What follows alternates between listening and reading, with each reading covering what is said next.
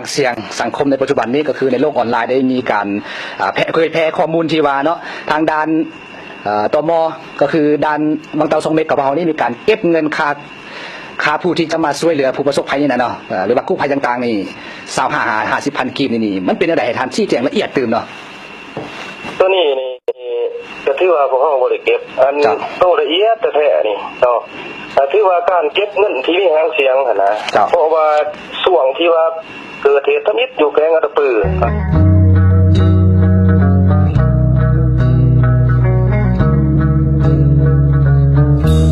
อาจจะเป็นวันที่23เนาะแต่ตกว่าวันที่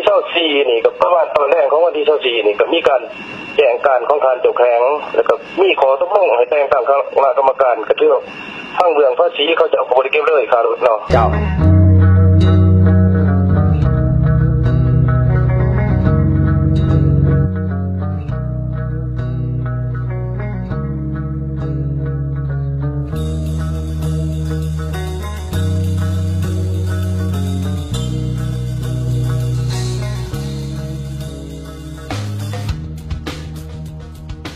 รถก็ยังเป็นเลยแต่ในยามตอนบางเทื่อเขาจะเอาสีเก็บส่วนหนึ่งเนาะเก็บส่วนหนึ่งพอมาตามระเบียบหลักการของเขาหันรถ6 ล้อเขาเก็บรถ6 ล้อเขาเก็บ50,000แล้วก็รถกระบะนี่เขาไปเก็บ25,000อันนี้มันเป็นหลักการระเบียบของภาษีเพิ่นเนาะแต่ว่าภายหลังมีแจ้งการภายหลังที่ว่าทิศที่นำของกระเทิงมาถือว่าพวกเขายกเว้นวัดจุฬาภาคตะวันตั้งแต่วันที่24ตอนแรกมันบ่ทันตั้งแต่วันที่24ตอนแรกมันบ่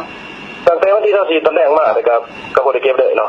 เรื่องบริเก็บยังเลยจนถึงปัจจุบันก็ถือว่าจะแจ้งเต็มที่แล้วเนาะสำหรับท่านผู้ชมที่ครับแล้วก็ท่านที่ว่ายังสงสัยอยู่ว่าเก็บหรือบ่เก็บแสดงว่าคือยังถือเป็นแล้วว่าบ่เก็บอย่างแน่นอนเนาะสำหรับพาหนะและคนเครื่องของที่นำคือส่วนในศุลกากรของด่านช่องเม็กใช่ไหมคะครับผมเขาเก็บคันละ200ทุกคันเลยใช่ไหมคะเยอะมากเลยนะรถที่เข้ามาเนี่ยเข้ามาทำอะไรคะเอาเข็นเรือมาช่วยอัตปือฮะเมื่อกี้นี้ผมก็เห็นสวนขึ้นไปเนาะค่ะแต่ผมกำลังจะเดินทางขึ้นไปช่องเม็กดูข้อความจริงยังไงให้คุณเตรียมชาร์จแบตไว้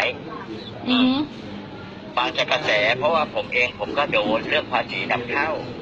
เดี๋ยวผมจะจะเก็บผมล้านกว่าทุกเที่ยวแล้วคนลาวเขตนั้นเขาไม่ได้ช่วยเหรอคะเขาไม่กล้าพูดหรือยังไงเขาไม่กล้าเนี่ย